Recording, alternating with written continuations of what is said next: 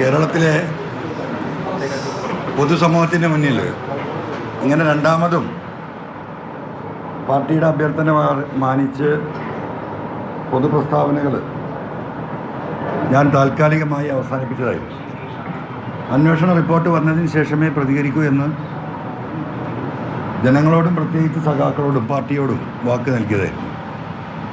പാർട്ടിയുടെ അഭ്യർത്ഥന മാനിക്കുന്നതോടൊപ്പം പാർട്ടിയുടെ അഭ്യർത്ഥനയിൽ പറഞ്ഞിരുന്നത് അൻവർ ഉദ്ദേശിച്ച പറഞ്ഞിരിക്കുന്ന കാര്യങ്ങൾ ഗൗരവമായി പാർട്ടി പരിശോധിക്കുന്നുണ്ട്.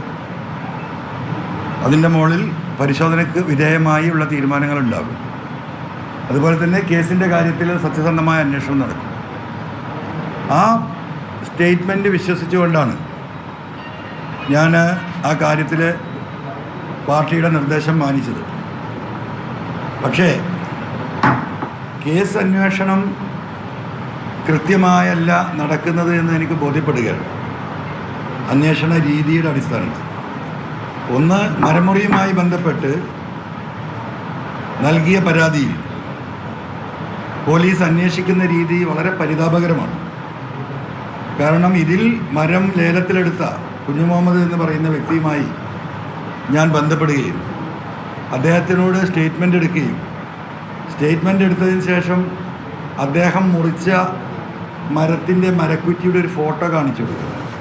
ആ ഫോട്ടോ കാണിച്ചപ്പോൾ പുള്ളി പറഞ്ഞു, എനിക്ക് ഫോട്ടോയിൽ നിന്ന് മരത്തിൻ്റെ കുറ്റി മനസ്സിലാക്കാൻ സാധിക്കില്ല. 1 കിലോമീറ്റർ SP ഓഫീസിൽ നിന്ന് 1 കിലോമീറ്റർ അപ്പുറത്താണ് ഈ ക്യാമ്പ് ഓഫീസുള്ളത്. എന്നെ നേരിൽ കൊണ്ടുപോയാൽ ഞാൻ മുറിച്ച മരത്തിൻ്റെ കുറ്റി ഞാൻ കാണിച്ചു തരാമെന്ന് പറഞ്ഞു. അതിന് പോലീസ് ഇന്നേ വരെ തയ്യാറായിട്ടില്ല.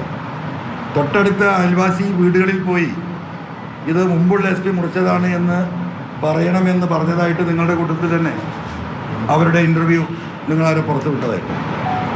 അതൊരു ഭാഗം.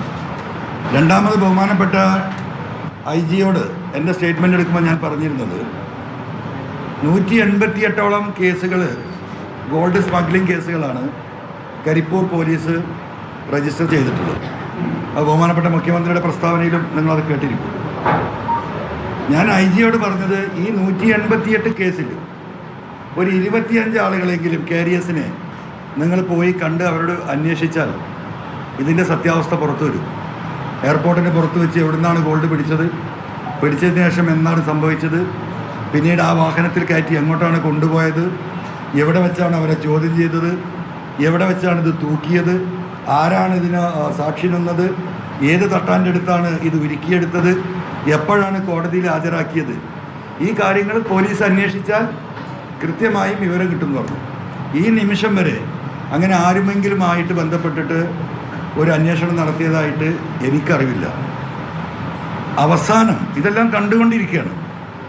മിനിഞ്ഞാന്ന് എടവണ്ണ പോലീസ് റിദാൻ വധക്കേസ്, ഞാൻ മുഖ്യമന്ത്രിക്ക് നൽകിയ പരാതിയിൽ ഏറ്റവും പ്രബലമായ പരാതി റിദാൻ വധക്കേസായിരുന്നു. ആ റിദാൻ വധക്കേസ് ഈ പറയുന്ന അന്വേഷണ സംഘത്തിൻ്റെ SITയുടെ അന്വേഷണ പരിധിയിലാണ്. അതിൻ്റെ സ്വകാര്യമായിട്ടുള്ള അന്വേഷണങ്ങൾ അവർ നടത്തിക്കൊണ്ടിരിക്കുന്നു എന്നാണ് മനസ്സിലാക്കുന്നത്.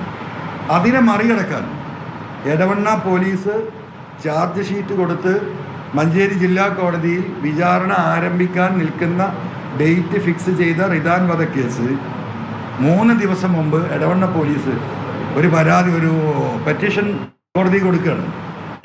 എന്താണ് പെറ്റീഷൻ?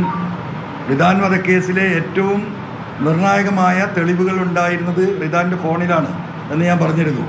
ആ ഫോൺ തട്ടിയെടുക്കാൻ വന്നവരാണ് റിദാനെ കൊന്നത് എന്നാണ് പൊതുവായിട്ടുള്ള സംശയം എന്ന് ഞാൻ പരാതിയിൽ സൂചിപ്പിച്ചിരുന്നു. ആ ഫോണിനെ കുറിച്ച് ചില വ്യക്തമായ സൂചനകൾ പോലീസ് കൊടുത്ത്, ഞാൻ ആ ഡോക്യുമെൻ്റ് നിങ്ങൾക്ക് നൽകുന്നുണ്ട്, കോടതി കൊടുത്ത് വ്യക്തമായ സൂചനകൾ ലഭ്യമായതുകൊണ്ട് വിചാരണ നിർത്തിവെച്ച് വീണ്ടും പുനരന്വേഷണം എടവണ്ണ പോലീസിന് തന്നെ കൊടുക്കണമെന്ന് പറഞ്ഞിട്ടാണ് റിക്വസ്റ്റ്.